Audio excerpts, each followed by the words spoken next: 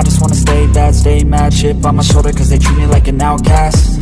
I ain't gonna take that, stay back, I'll be swinging hard till the hits come in all caps. Nagsimula ang kwento sa loob ng isang napakalawak at marangyang bulwagan, na tila isang lugar na itinayo para sa mga Diyos. Sa magkabilang dulo ng harapan ay nakatayo ang dalawang trono, parehong inukit mula sa may kantab na itim na jade. Ang paligid ay puno ng mabigat na katahimikan. Sa pagitan ng dalawang trono, isang babae ang nakatayo, ang kanyang poster ay kahanga-hanga at puno ng alindog. Ang kanyang kasuotan ay luntiang sutla, at ang kanyang malamig na tingin ay nakapako sa lalaking nakatayo sa gitna ng bulwagan. At sa gitna ng bulwagan, nakaharap sa kanila ang isang disipulo na pumasok. Ang pangalan ng lalaking ito ay Ye Chen. Sa kabila ng pagkakaiba ng kanilang mga estado, ang kanyang matikas na tindig at matibay na ekspresyon ay tila nagpapabigat ng presensya niya sa bulwagan. Ang mga butil ng pawis sa kanyang noo ay di alintana, habang pilit pinapakalma ang sarili. Ang tensyon sa pagitan nila ay tila isang espada na handang tumaga anumang saglit. Sabi ng isang kawani, ang araw na ito ang araw ng koronasyon ng horizon ng banal na lupain ng Taishuan. Kaya't paanong ang isang walang halagang inner disciple na tulad mo ay may lakas ng loob na humakbang dito? At higit pa, maghasik ng kaguluhan sa dakilang bulwagang ito. Ang kawani ay nakatingin kay Ye Chen ng may lubos na paghamak, ang kanyang tinig ay puno ng pag-aalipusta. Ang ilan sa mga nakapaligid na nakikibahagi sa seremonya ay tumigil sa kanilang ginagawa. Ang kanilang mga mata ay nakatuon sa eksena sa harapan nila.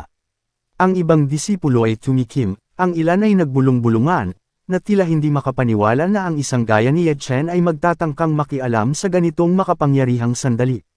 Napakuyom si Ye Chen ng mga kamay, at halos marinig ang langit-ngit ng kanyang mga buto sa tindi ng kanyang galit. Walang kwenta, sigaw niya, ang kanyang tinig ay umalangaw sa loob ng malawak na bulwagan. Ganito bang klase ng pagtanggap mayroon ang sinasabing banal na lupain ng Taishuan, na isa sa 6 na banal na lupain sa silangang kagubatan? Ang pangbubuli ng ibang tao para lamang subukang magmukhang makapangyarihan. Ang bawat salita niya ay parang isang matalim na sibat na tumutusok sa katahimikan ng bulwagan. Ang mga naroon ay hindi makapaniwala sa tapang ng isang inner disciple na gaya niya. Ang iba sa kanila ay agad na napatingin sa Holy Lord, na nakaupo sa isa sa dalawang trono. Ngunit ang Holy Lord ay nanatiling malamig, ang kanyang mukha ay tila ukit ng bato, walang bakas ng emosyon. Sa tabi niya, ang Holy Maiden, ang itinuturing na pinakamagandang babae sa buong Taishuan, ay nakatayo ng tuwid ngunit halatang may tensyon sa kanyang poster. Ang kanyang mga mata ay bahagyang nakayuko, tila sinusubukang itago ang kanyang damdamin. Paano niyo nagawang ibigay ang kamay ng Holy Maiden para ipakasal sa isang taong hindi niya kilala nang hindi man lang tinatanong ang kanyang kagustuhan? Sigaw ni Ye Chen, ang kanyang mga mata ay nag-aapoy habang tumitig siya sa Holy Lord. Ang bawat salitang kanyang binitiwan ay puno ng hinanakit at galit, hindi lamang para sa kanyang sarili kundi para sa babaeng nakatayo sa harap nila, na tila isang ibong nakakulong sa gininto ang hola. Ang Holy Maiden, bagamat tahimik, ay bahagyang nagtaas ng kanyang tingin at tumingin kay Ye Chen. Sa loob ng isang saglit, tila nagtagpo ang kanilang mga mata, at may isang damdamin na hindi maipaliwanag na damaloy sa pagitan nila. Ang kanyang mga labi ay bahagyang gumalaw, ngunit walang salitang lumabas.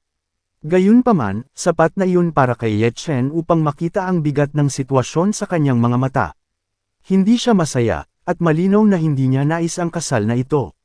Sa puntong ito ay lalong lumabas ang galit ni Ye Chen, at buong paninindigan na sumigaw siya, kung hindi ko makakamit ang hustisya para sa kanya ngayong araw, hindi ko matatawag ang sarili ko bilang isang disipulo ng banal na lupain ng Taishuan. Ang kanyang matapang na pahayag ay nagdulot ng bulong-bulungan sa mga nakapaligid. Ang ilang mga elder ay nagtaas ng kilay, ang iba'y nagkibit balikat, ngunit ang lahat ay tila nag-aabang sa magiging sagot ng Holy Lord. Tanong ng isang manunood sa gilid, nasisiraan na ba itong si Ye Chen? Naglakas loob siyang sabihin ang ganoong bagay sa dakilang bulwagan. Sagot naman ng isa, kahit pamagaling siya, malalagay sa alanganin ang buong banal na lupain ng Taishuan kung ma-offend niya ang isang pinuno mula sa upper realm. Ang pinunong ito ay nakaupo sa isang trono, puno ng awtoridad. Mahaba ang kanyang puting buhok at balbas, tanda ng mahabang panahon na puno ng karanasan, lakas at karunungan. Sabi niya, ikaw si Ye Chen, hindi ba? Natatandaan kita. Pagkatapos ng lahat ng nangyari sa labanan ng 100 Dynasties, sa wakas ay nagawa mong makapasok sa banal na lupain ng Taishuan mula sa maliit mong Tianqing domain. At ngayon, sinasabi mo sa akin na isusuko mo ang iyong katayuan bilang disipulo ng banal na lupain ng Taishuan. Sa kanyang galit, ipinakita ng pinuno ang kanyang autoridad. Diniinan niya ang pagkakahawak sa armrest ng trono at sa isang iglap ay nagkabiyak-biyak ito. At kumuwala ang isang napakalakas na chi wave na bumalot sa buong bulwagan. Tila isang bagyo ang dumaan sa mga manunood, at halos magkatumbahan sila sa lakas ng impact. Maging si Ye Chen ay napaatras mula sa kanyang kinatatayuan dahil hindi niya kinayang salagin ito. Bagamat halatang mas mahina siya sa katayuan niya ngayon, nagpakita siya ng tapang upang ipaglaban pa rin ang bagay na ito. Sabi niya, hindi ka nagiging makatarungan para sa Holy Maiden. Hindi ko kayang tumayo lang at manood habang itinutulak siya upang mahulog sa apoy. Mula sa harapan ng bulwagan, sa tabi ng trono ay naroon ang isang lalaki na nagngangalang Chuzuan, ang tinutukoy na Holy Son ng banal na lupain ng Taishuan. Galit na sigaw niya, pangahas ka. Ang lakas ng loob mong magsalita ng walang galang sa banal na pinuno. Sinong tinatawag mong apoy? Damaloy ang isang malamig na hangin sa paligid. Nang maramdaman ito ng Holy Maiden, bahagya siyang nag-alala kaya napatingin siya sa lalaking nakaupo sa kanang trono. Aalangang tinawag niya ito, Lord Gu. Ang lalaking tinatawag na Lord Gu ay nakapikit habang kalmadong nakaupo. Bagamat tahimik, mababakas ang kanyang autoridad sa taglay na tindig at kakisigan. Ngunit ang hindi alam ng lahat, ang lalaking ito ay isang transmigrator, isang taong nabuhay muli sa katawan ng ibang tao. Sabi niya sa isip niya, nakita ko ang sarili ko sa isang hindi maipaliwanag na sitwasyon sa sandaling nagising ako bilang isang transmigrator. Inabot niya ang isang tasa ng tsaa mula sa katabing mesa, at inangat ito upang uminom, habang nagninilay pa rin. Aniya sa isip, at ang karakter kong si Gu Chang ay mukhang isang kontrabida, na tulad ng sa mga tradisyonal na comics ay ginagamit para palitawin ang lakas ng bayani. Ito yung klase na nasasaktan ng malala sa huli. Ang kaibahan nga lang ay meron akong system na nakikita na hindi ko alam kung para saan. Naningkit ang kanyang mga mata habang binabasa ang mga nakasulat sa system. Parang may isang holographic board sa kanyang harapan, na tanging siya lang ang nakakakita.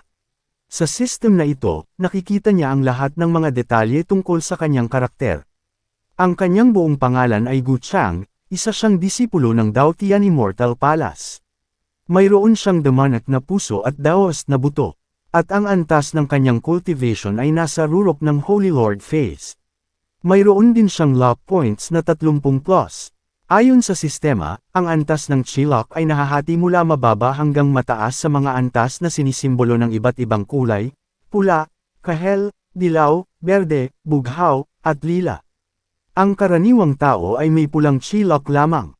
Ngunit sa kanyang harapan, maliwanag na maliwanag sa kanyang mga mata ang kulay berdeng Chi Lock na taglay ng binatang si Ye Chen.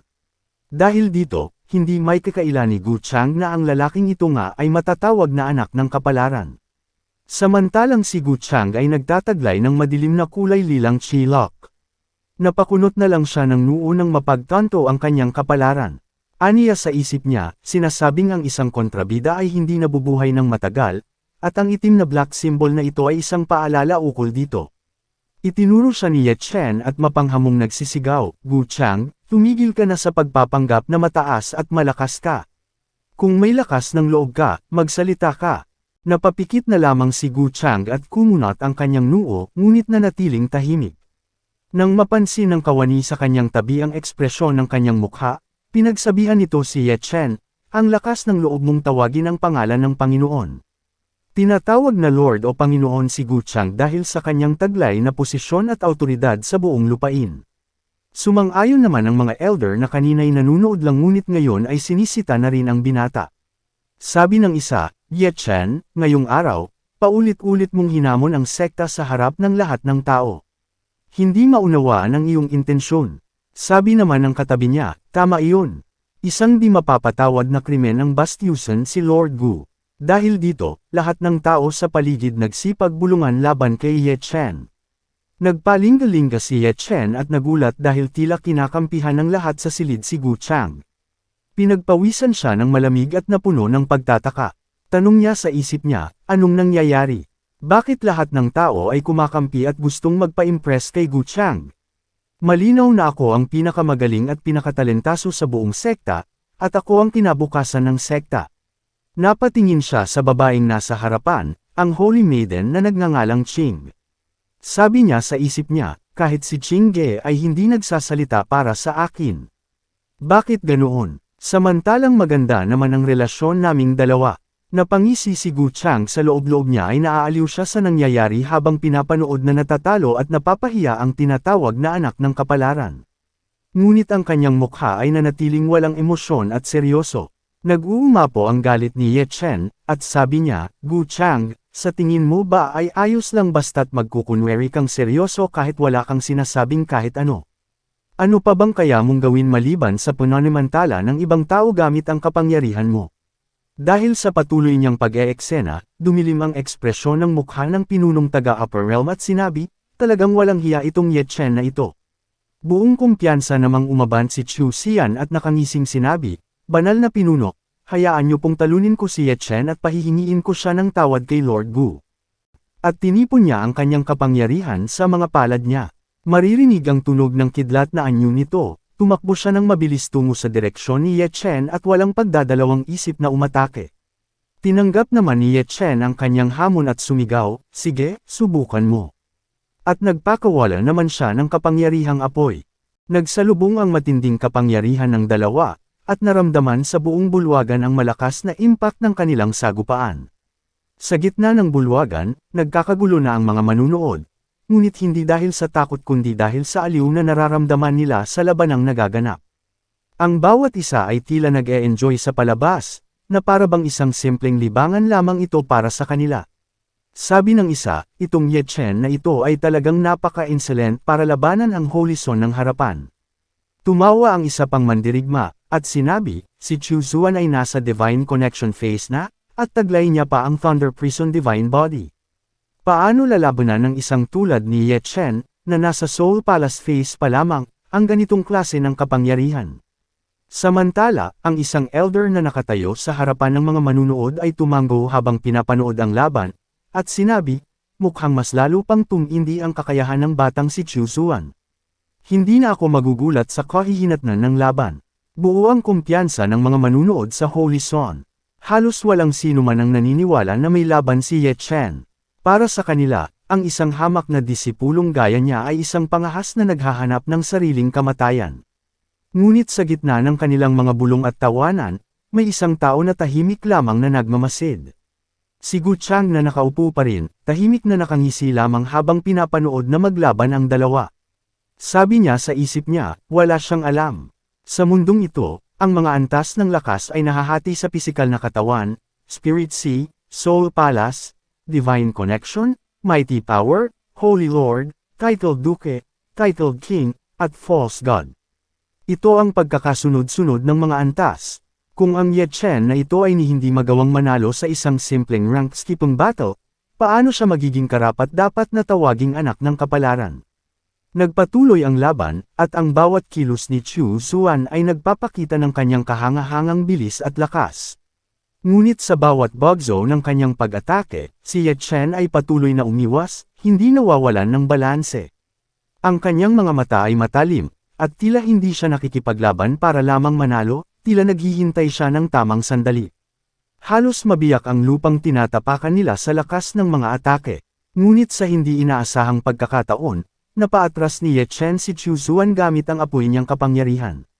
Nawalan siya ng balanse at muntik na siyang matamba. Nanlaki ang mga mata ni Chu Zuan sa gulat, hindi inaasahang mas malakas pala sa kanya si Ye Chen. Nag-ulap ang paligid ng bulwagan dahil sa nagbabagang enerhiyang bumalot kay Ye Chen. Ang bawat hakbang niya ay parang nag-iiwan ng apoy sa sahig, at ang kanyang mga mata ay tila apoy mismo, nagliliyab sa determinasyon.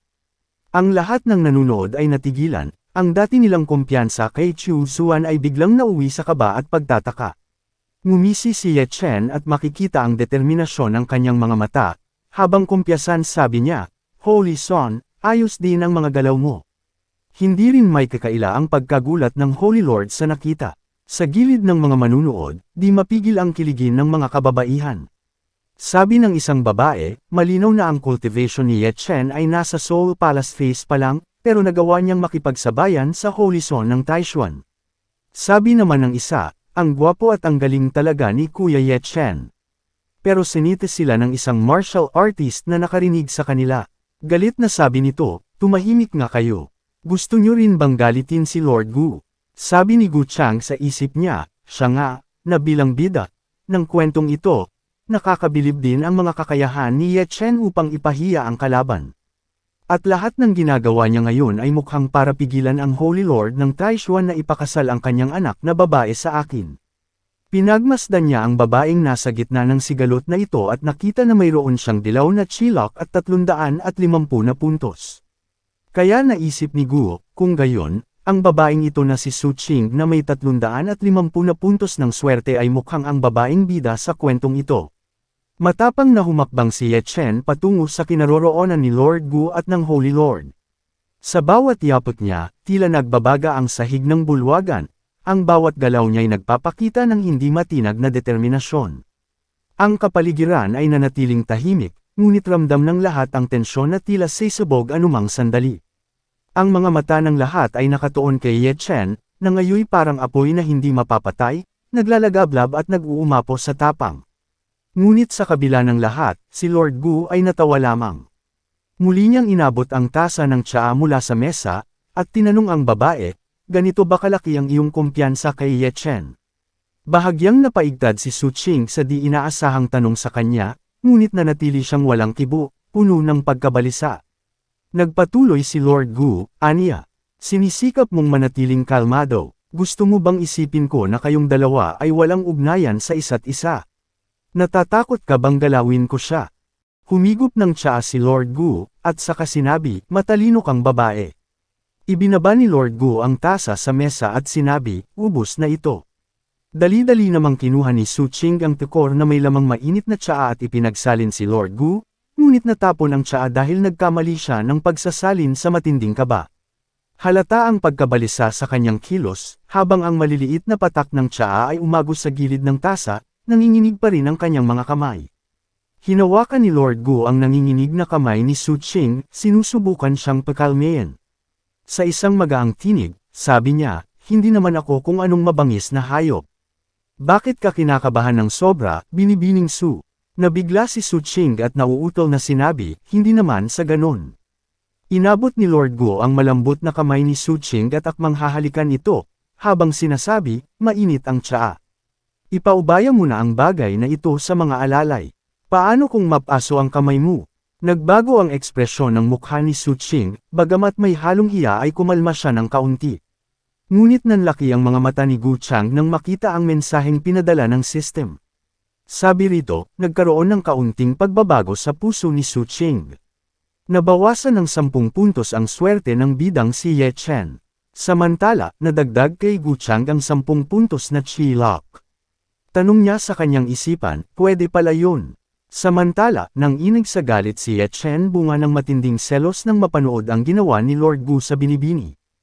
Nanlilisik ang mga mata, galit na sabi niya, Gu Chang, ang lakas ng loob mong hawakan siya. Ang tensyon sa bulwagan ay lalong tumindi sa sandaling narinig ang boses ni Ye Chen. Ang mga mandirigmang kanina'y nanunood lamang ay hindi na mapakali, tila inaasahan ang susunod na pagsabog ng emosyon. Si Ye Chen, na ngayoy halos hindi na maitago ang kanyang galit, ay parang isang bulkan na nagbabadyang sumabog. Ang kanyang mga kamao ay mahigpit na nakakuyom, at ang naglalagablab na apoy na pumapalibot sa kanya kanina ay muling bumangon, mas mainit at mas mabangis kaysa dati. Sa kabila ng panganib na dala ng galit ni Ye Chen, nanatiling kalmado si Gu Chang. Nakaupo pa rin siya sa kanyang luklukan na parang isang hari na nagmamasid sa mga aliping nag-aaway sa kanyang harapan. Nang marinig ang galit na boses ni Ye Chen, ang kanyang labi na pangiti ng malademonyo, at sinabi niya, mukhang nagiging mas interesante na ang mga bagay-bagay. Abangan ang pagpapatuloy ng kanilang komprontasyon sa susunod na kabanata.